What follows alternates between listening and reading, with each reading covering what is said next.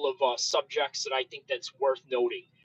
I noticed that 2024, in a current moment of time right now, looks like it's becoming one of the greatest years of sports ever for a couple of reasons. Obviously, last year there were a lot to look forward to, this year even more. Specifically, I'm tying this with combat sports, the Saudis being able to take over as much uh, real estate that they can in boxing, and also with MMA on top of it. But also Manchester City doing some great things in the Premier League. That's something worth looking at. I mean, it's just an exciting year for combat sports and sports in general.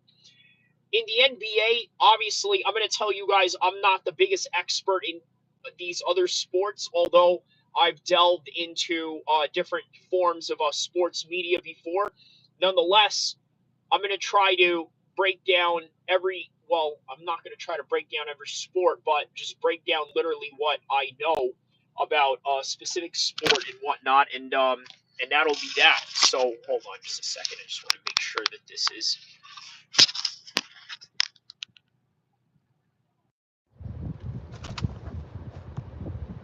Okay, so I just wanted to get rid of the microphone for the headset. So now we're just doing this straight with just no microphone headset. So, okay. So, obviously, we've seen the fight with Alexander Usyk this past weekend.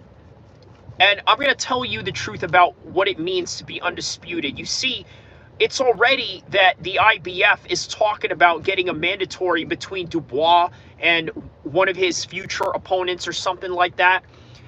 So again, this is something that Turki El-Kheer has mentioned, and to his displeasement has mentioned in the Ariel Helwani show. I think that this is where boxing has become very sort of fragmented in the minds of people that quite really don't understand the concept of mandatories and all these were random challengers that all of a sudden are getting title shots, right? Which, by the way, just in turn breaks up the Undisputed Championship belts in the first place. Now, one can argue and say that this is very inconducive to the idea that for us to have an undisputed champion, you're just going to strip him 2 weeks later after a couple of guys fight for an interim belt. That's one argument about it. The other argument is, well, you got to give the others a chance, right? But at what point are you going to label, let's say, interim as opposed to, let's say, actual championship? And that's sort of the challenging aspect that you have to deal with when you are talking about, let's say, undisputed titles and whatnot. So Alexander Usyk has a couple of choices up ahead, but at the same time, he also has the ability to literally leave the game right now as a legend, as an undisputed champion, but not only that, as a champion that really has big opportunities to go out on top, sort of like Khabib, sort of like Joe Calzaghe, Mayweather, even George St. Pierre. You could say that about Lennox Lewis as hell. He sort of went out on his own terms. He could do that right now, or he can continuously challenge himself. But who and what type of challenge would get Alexander Usyk up? I got to tell you, if this was the other way around, suppose Tyson Fury had won the fight, I think that Tyson Fury would ride off into the sunset. I think that this loss really made Tyson Fury rethink about what he was going to do after this fight, because quite obviously, I think if he had won this fight, he would have just called it quits right then and there. He would have felt like there would be nobody else to conquer. But now that he has his rematch clause up ahead, there is somebody that he can work for, and that is Alexander Usyk. Also, Anthony Joshua, that's a fun fight. But here's the thing, right? All these heavyweights right now in the world of professional boxing, specifically in the heavyweight division, a lot of these guys don't have to worry about the undisputed champion anymore. We already seen it. We already know who it is, which is Alexander Usyk. And right now we can just worry about the marquee matchups that have nothing to do with titles, specifically more like about names versus big names, or freak show fights, maybe bring in another UFC heavyweight champion or something to that extent. Obviously, I don't know if they're ever going to do that again, but again, the main thesis that I'm trying to lay out is that it's all about just exciting matchups now. We already know that Alexander Usyk is the best. He's proven it. He's proven that he is the best boxer in the world today. And you can't deny him of that. You can't deny him of the fact that not only did he do it in a cruiserweight division, but he now did it in the heavyweight division. Now, here's the problem. The problem is that Usyk now has to worry about having his belt stripped. Does he really care? I'm going to be honest with you. I don't think that he should. However, there is a certain prestige of going into your next matchup defending the Undisputed Championship. Or did they not want it that way? Did they just want an Undisputed Champion for one night, and then after all of that is said and done, they just decide, hey, you know what? Let's just go break up the belts again so we can create different matchups. Is there a financial incentives with, let's say, the sanctioning bodies such as the WBA, the WBC, the WBO, the IBO, which is now literally a new made-up belt. It's the 5th belt, the belt that nobody really talks about, right? We talk about, yeah, 4-belt era, but there is an IBO belt that Anthony Joshua won along the way and just decided, you know what, I'm going to keep this belt, and as a result, it'll be just one more notch on top of the unified belts or the undisputed belts that Alexander Usyk has right now. But he's done everything. He was able to climb the mountain twice and did it in 2 different weight classes. He doesn't need to prove himself in the lineal championship anymore. What Usyk needs to do now is just concentrate on bigger names. Now, Deontay Wilder, could you imagine a fight with him and Deontay Wilder? That would be great. Big name, big marquee matchups, and of course, there would be nobody to promote it better than the Saudis with their visual effects and their film-making buddies that are part of the Hollywood system coming in there to help them with their production. It would be great. It would be great if he did it against Weili Zhang, if Weili Zhang could get himself up there in the higher echelons of the heavyweight division. It would be great if Usyk could get up there and fight maybe even Anthony Joshua for the 3rd time. Is there any desire in that? Is there any desire to see Anthony Joshua fight Alexander Usyk for the 3rd time? And you ask yourself, well, why? And how could you justify that, let's say, if you're Eddie Hearn? Because obviously, there now is a definitive undisputed champion, or is there? Because here's a question, right? Alexander Usyk is the type of fight right now that anybody could just easily go out and skip, even though he is the undisputed champion. Even though he is the undisputed champion, people will still duck him, and will duck him even more because of the fact that somewhere down the line, he could get stripped for his World Heavyweight Undisputed Championship. One of them, one particular belt, and in particular, maybe the IBF.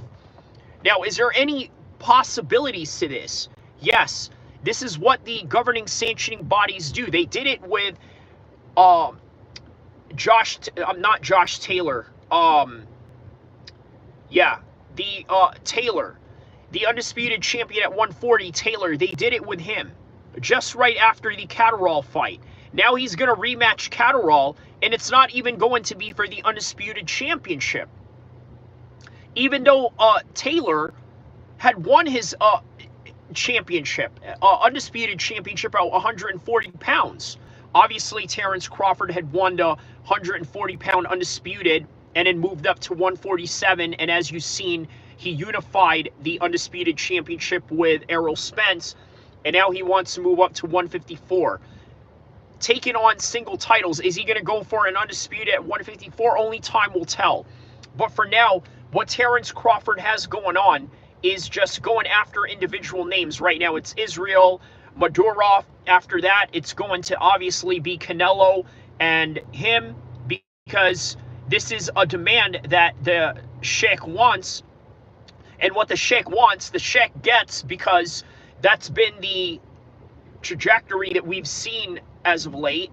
Whenever they want a matchup, whenever they have a dream matchup, they just dream it, and all of a sudden it happens. So there you go.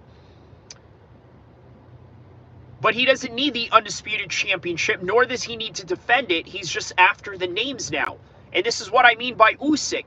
He has to now just go after the names rather than just the accolades, because he's already climbed it. At some point, belts don't matter to certain fighters. There are points where you need the belt in order for you to build yourself up. Now, Josh Taylor, he probably needed the belt, the undisputed belt, to make him big in his promotion. Right now, Alexander Usyk may not need the belt, or maybe he does because he's not really a popular figure the way that Tyson Fury is, the way that Anthony Joshua is in terms of being a commercial success. He's not much of, let's say, a trash talker like Dylan White, who has this certain cult following. He's not that kind of guy. So maybe he does need the belt. At some point, Conor McGregor didn't need the belt. Right now, that's sort of the career trajectory that Conor McGregor is at right now. He doesn't need the belt at all whatsoever. The only thing that he needs right now is just a big name to suffice, let's say, a formidable opponent for people to feel compelled in some kind of way as to say, hey, how is Conor going to do tonight? Probably good, probably bad, or probably we don't know. But that's the kind of fights we want, and that's the kind of fights that Michael Chandler is going to offer you. Now, will the belts come along the way? Sure. You see, Islam Makhachev is talking about wanting to fight Conor McGregor at some point. And why is that? Because Conor McGregor is a big name. But guess what? It's mutually beneficial for both of them. Because even though Conor McGregor has already won titles, it would be great for his ego to win the title, but not only that, have the get back that he was yearning for against Khabib before Khabib went out and retired. Well, now what you have is a situation where Conor McGregor is a big name being called out by champions. Guess what? If there is a big name fight and a big money fight that Alexander Usyk is looking for in the world of professional boxing, it is no longer the champions that he needs to look to. It is the popular names. Think about it. He's already champion. So what is left? Just nothing more than popular names. And a lot of you are probably wondering, well, why is he going to be stripped of his title after winning against Tyson Fury? Let me explain something to you guys that didn't listen in the early part of this stream. And let me repeat it, just so you guys can hear. In the governing sanctioning bodies of boxing, they have to keep a certain competitive architecture. Now, is it bad that all of a sudden they just take away an undisputed championship from Alexander Usyk? Yes, it's bad. That is the bad part. However, the good part is that you are continuously cultivating and fertilizing a competitive architecture and a competitive structure within these divisions. Whether that would be for an interim belt, whether that would be for a regular WBA or a regular IBF belt, or an undisputed diamond champion belt or diamond champion or whatever it is, they're keeping things interesting. But in reality, the more that you get mad at it, the more that you realize the belts don't really matter. They do matter at some point, but more importantly, you got to understand they also don't matter at a certain point.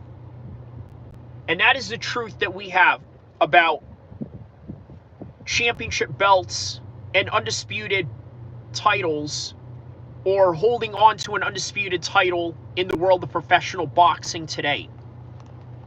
So, speaking of great sports memories, because I got to be honest with you guys, this Tyson Fury Alexander Usyk fight is going to go down in the history books. You guys remember Ricky Hatton versus Floyd Mayweather. Classic build-up, great fight week, great crowd that was coming into Las Vegas to support one guy over the other. Let's just be honest, it was mostly a Ricky Hatton contingent that was supporting the one guy over the other, and the American fans, well, they either hated Ricky Hatton or they just happened to like the fact that they could potentially see Floyd Mayweather take a loss. But either way, that is the reality of this particular fight, and being that it is in the same category as a potential classic. Joe Calzaghe versus Bernard Hopkins, another classic in the world of professional boxing. What else? Oscar De La Hoya versus Mayorga. Many Oscar De La Hoya fights that you can probably cite to right now and realize that, you know what? This is among one of the greatest fights out there in terms of main event, championship, undisputed, undefeated versus undefeated type of fights.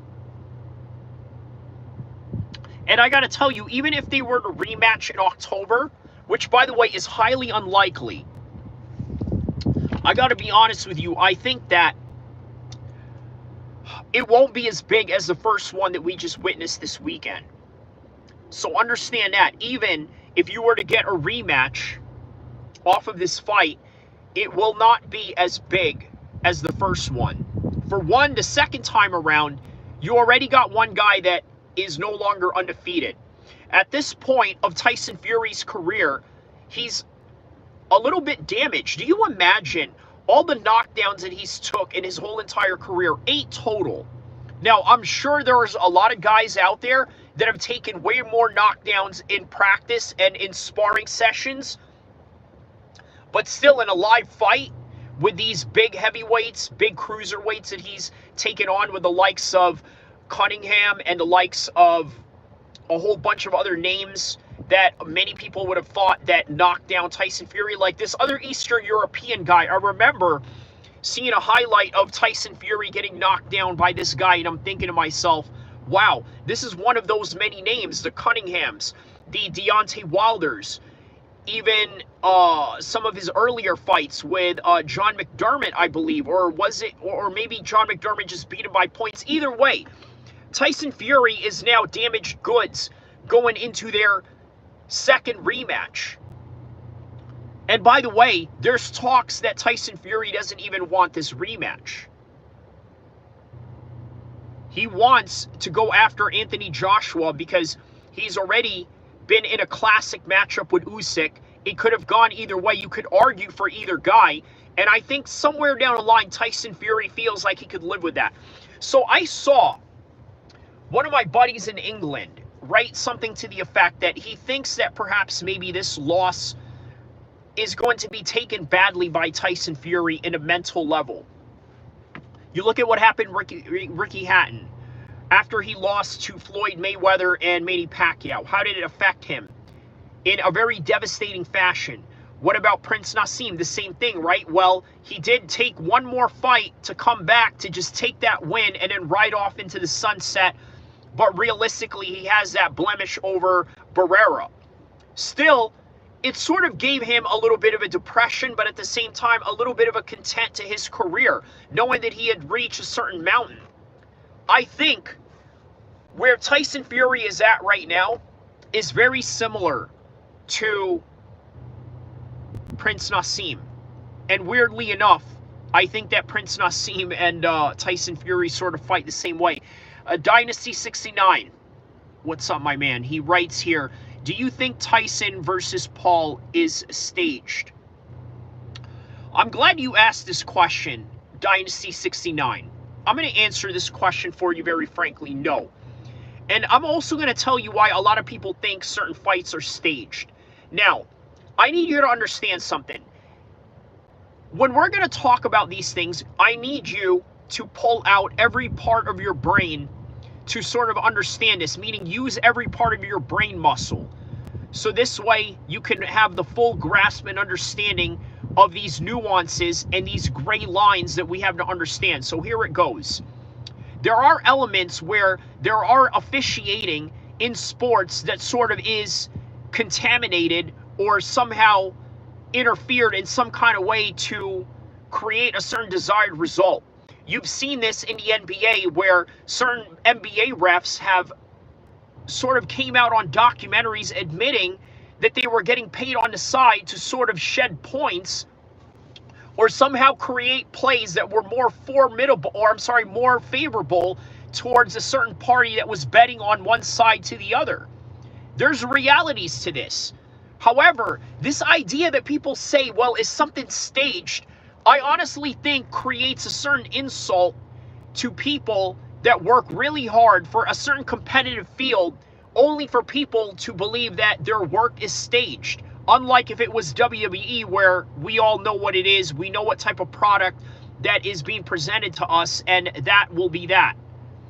But when it comes to real fighting, it's insulting. And not only that, I think many people have a disconnection with reality of what these fighters and athletes go through on a daily basis when it comes to training camps, when it comes to the sacrifice, when it comes to putting their entire life on the line for a sport that they have an extreme passion for. And not only that, with all their egos on the line, never mind the money. Because yes, there is elements of money in this, considering that you have fighters in the UFC that go 50-50 on their particular contract, meaning they have show money and win money, so they have to really be incentivized to win. Yes, understand that. There are boxers that still get paid a flat rate, and the show money or win money is irrelevant so long as they show up. And you got to wonder to yourself, are there guys out there that go and take, let's say, a fight that they know they're going to lose, but as lucrative as it is, they're going to take it for the sake of the payday? Yes, there is realities to that. Now, you could call that stage, you could call that whatever it is, but this is why I say you got to have a high IQ to understand these nuances. Because most people out there, they're going to want to look at the world from a one-side point of view, which is what? Well, is it staged or not? Because if you're an impatient idiot who has no concept of looking at different methods and looking at different concepts and different variations of results of certain events, of certain actions and certain sequences, then you're not going to care to understand all these things. You're just going to care about the one-sided answer. Is it staged or not? Well, it's not that simple. It's not staged in a way that one party is trying to shed themselves over the other guy, meaning that they're trying to play along to a loss or trying to play along to a win, but rather certain elements of people knowing they are at a fight where they are the B side, knowing that they're going to lose, but they're going to get a big payday as a result. You see, these are the variations that the conspiracy tinfoil people of the world don't want to look at. What was this? Even Snotty Fox says, even a fake punch has power. So what does he mean by Snooty Fox here, this comment that he made? What did he mean when he said, even a fake punch has power? I have a good explanation to this. So what he means by fake punch is that we're talking about jabs, right? We're talking about punches where you're trying to get in, or where you're trying to measure, or where you're trying to gauge a distance. And it just so happens that while you're throwing your jab out there, they walk into it. That's kind of what he means by fake punch. Also, what he means by fake punch is when you're throwing 20% shots in sparring, you'll hear a coach or your sensei or your trainer in your gym say, hey, go 20% on the punches, and then go 70% on the body, but 20% on the head. That's what he means by fake punches. But in reality, you know, these 20% punches that you're throwing in a fight, you're actually doing this to conserve energy. So is it really fake? Or is it a strategy? But again, fake, get this, is also part of a strategy. Pump faking, fainting, making the opponent think you're going one way or the other. There's the aspect of fake, but again, there's nothing fake about that reality of using a method to try and hurt someone before they try to hurt you. But nonetheless, from that long tangent that I got into, understand this, that was a classic fight between Usyk and Tyson Fury. And as a result of that classic matchup, I need you guys to understand this. This is coinciding with all these other great events that are going on in 2024 today. For example, you got that Usyk guy. I'm going to get into Manchester City in a second. First, I'm going to get into this Usyk guy from the Denver Nuggets. I'm not sure how they're doing in the NBA playoffs right now. You're more than welcome to write in the comments section and tell me how they are doing. Obviously, that's not a particular sport that I pay attention to, even though I should, obviously, because the Kings are a big thing around here in the Sacramento area. But nonetheless, he's a white guy who's dominating the NBA, and it's bringing a lot of interest. This is really no different than, let's say, if an NHL black player was dominating or the leading scorer, and people are going to want to take interest to it. This is also the same reason why Khabib and many Muslims around the world take interest in Khabib, for that same similar reason. Or people that come from a certain tribe of people and they want to see their certain tribe of people do good out there. This is just the reality and the result of that, right? So it's exciting, right? They have a white player in the NBA and everybody's excited about it. He's the next thing that's coming to Larry Bird and this and that. And then Manchester City, now led by Erling Haaland, who, by the way, is a leading goal scorer, I guess, in the entire Premier League, and it's their fourth year literally winning the Premier League. Never been done before. Never been done. 4 years in a row where a team wins the Premier League, 4 years in a row. All coinciding with all these great things that are going around MMA, boxing, and everything else in between. What else was the topic for this particular, let me see here. What else was the particular topic for this? Excuse me just a second. I want to make sure and see what else is the topic.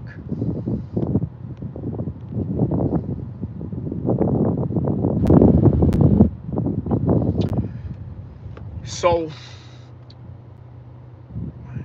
UFC talk, yes, okay. We're talking about that Manchester City. Okay, so I guess we're right on topic with everything that we are talking about. Obviously, it is what Usyk has going on next. Not only after what Usyk has going on next, also we got to talk about that 2024. Is probably one of the greatest years of sports, right? All this that is going on right now could be happening all within the same year. And we're talking about also Crawford and Canelo. Canelo right now is free. He doesn't have to fight anybody. Terrence Crawford, he obviously has a fight in August. He gets through that. We could be looking at somewhere in December where you get Canelo and Crawford. And that right there will literally just cap off 2024 as one of the greatest years of combat sports, in particular in boxing. But again, this is May right now, right? I've said this in previous videos. I had mentioned that May is going to be the month for boxing, and June is going to be the month for mixed martial arts. But right now it is for the month of boxing. And not only that, we are seeing all these different boxing fights that are happening right now, and all these different marquee matchups that they are trying to make, while witnessing all these other great sporting events that are happening and all these greatness, such as Manchester City. I mean, look, you will never see another year just like that ever again. Not with Manchester City. Look, I got to tell you, I know how this ties into all of this, right? I got to tell you how this ties into all of this. So right now, Manchester City is a big-time team, right? They are on a roll. Just like the Chicago Bulls. They were on a roll during their run in the 90s. Early 90s and then mid-90s. Eventually, they broke up. Why? Certain players wanted to do certain things. They wanted to move on with other teams. They wanted bigger contracts. So on and so forth. Manchester City, it's going to be in that same trajectory. Right now, they are the best team in the entire league, if not the entire world, outside of the Premier League as well. But it's going to have limits. There's going to be limits and time where that's not going to be the case anymore. What about Alexander Usyk? Right now, he is the greatest boxer in our modern era right now. I would probably put him up there, at least top 3, top 2, top 3, top 1 pound for pound fighter in the world, considering that he did it in multiple weight classes. But that is right now. At some point, all of that, achieving this in 2 hard classes, 2 very huge weight classes, mind you, it's a great accomplishment, but at some point, this is going to disappear. Just like his belts could disappear in the ring, worse, even outside of it, which is what the IBF is currently talking about right now. And that right there is just the real reality of being undisputed champion in the modern era. So we shall see. We shall see what this whole entire year brings. But so far, it's been great. The entire UFC cards this whole entire year has been great. On top of that, we're going to have a Conor McGregor card during June. You can't beat that. That is one of the greatest months, greatest years ever for combat sports in general. And guess what? We're all here for it no matter what. So don't forget to like and subscribe. I hope you guys enjoyed this content. And I will be dropping more content in the days, months, and inshallah, years to come. Like and subscribe, share, tell a friend to tell a friend. And I will see you guys in the next content, inshallah.